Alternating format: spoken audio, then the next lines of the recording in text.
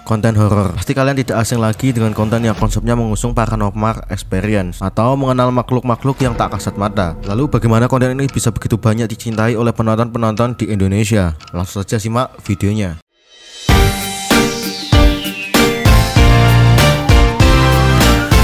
Cerita horor ataupun konten-konten yang lainnya yang mengangkat misteri alam lain sejak lama telah menjadi salah satu komoditas hiburan yang digemari banyak orang, terutama di industri film, di mana film-film horor sering sukses meraih jutaan penonton. Bahkan saat ini film nasional yang paling laris adalah film horor. Hal itu menunjukkan betapa besarnya potensi konten horor di Indonesia. Disokong oleh kekayaan cerita Nusantara tadi, Gayung bersambut cerita kaya itu pun menjadi hiburan yang mudah diterima sebagian besar pecinta film.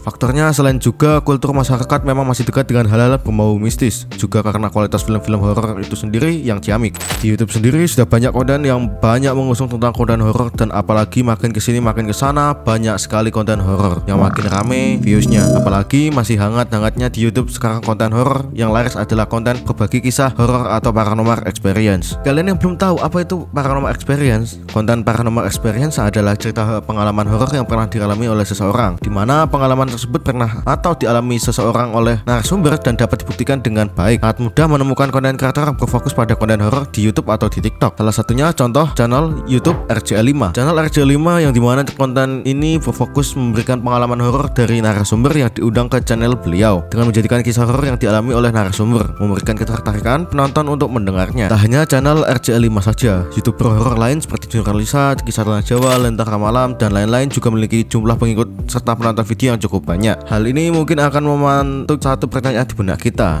Kisah horor bukanlah sesuatu yang bisa dibuktikan secara akurat. Seseorang bisa dengan mudah bercerita kalau ia pun baru saja mengalami pengalaman mistis tanpa bisa membuktikannya. Atau seorang anak yang mengaku indigo lalu mengatakan bahwa di hadapannya ada sosok makhluk astral walaupun gak ada buktinya sama sekali. Lalu kenapa konten seperti inilah selalu ramai dan banyak penontonnya di Indonesia?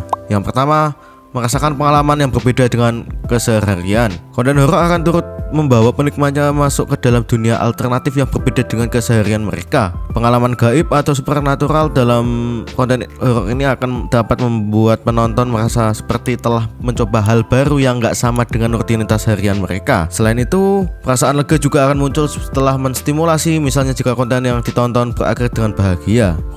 Kondisi ini akan membuat tubuh merilis hormon endorfin pada otak dan membuat penikmat konten horor merasa lebih rileks pada akhir konten. Ini wajar mengingat konten horor biasanya terkait dengan keberadaan makhluk dari dunia supernatural yang gak pernah kita temui secara langsung. Sensasi merasakan pengalaman berbeda inilah yang membuat konten horor punya banyak peminat. Yang kedua, pembawaan si konten kreator. Bisa jadi kalian menyukai konten horor bukan hanya karena mereka memuat mistisnya, melainkan karena bagaimana cara si konten kreator mengolah dan membawakan konten menyeramkan tersebut menjadi lebih menarik untuk disimak. Sementara pada kanal YouTube RJ5 yang menjadi favorit mimin dari dulu, kisah horor disajikan dengan sangat baik, mulai dari backsoundnya dan editan dalam video tersebut.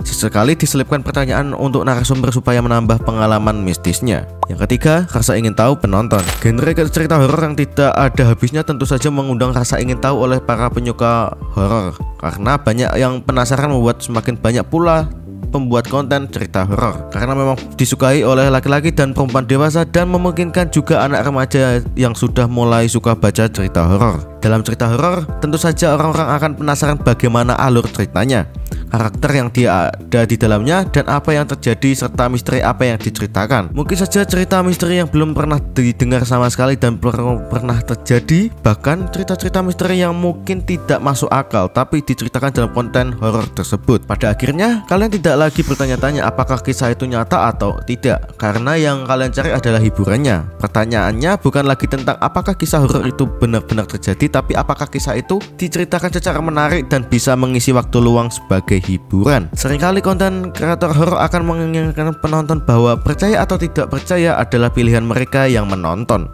Untuk itu memang benar karena kisahnya nggak bisa dibuktikan.